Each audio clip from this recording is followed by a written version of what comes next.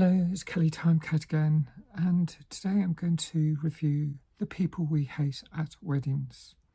I didn't see the trailer, but it appeared at the front of my Prime streaming list the other evening, and despite what I thought about the strange title, I gave it a go. A voiceover narrative by Adam Godley introduces a typical non-nuclear family from its inception when Donna, Alison Janney, meets and marries Enrique, Isaac de Bancole, whilst living in England. And they have a daughter, Eloise, before Enrique's adultery leads to a split and Donna returns stateside. She then meets a new partner and has 2 more children. Fast forward to 2022, where Paul, Ben Platt, and Alice, Kristen Bell, are emotionally close as siblings, but harbour resentment towards their wealthy and apparently aloof sister, played by Cynthia Ade Robinson.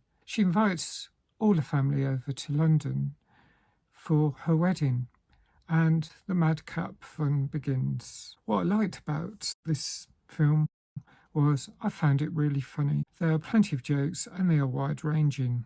Alice meets a young chap, Dennis, Dustin Mulligan, on the flight over, and they watch Paddington together. And they seem to bond well, although Alice tries to hide her office romance with her boss, and the savvy Dennis rumbles her.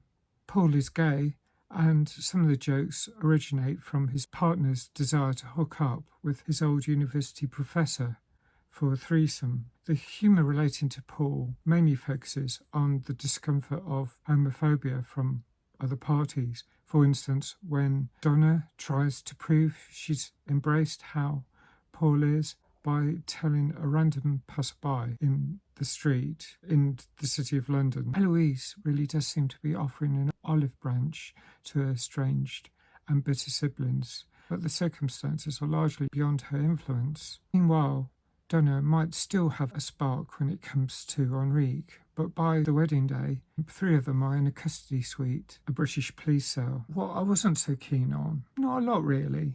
The title maybe, until I figured out what it really meant.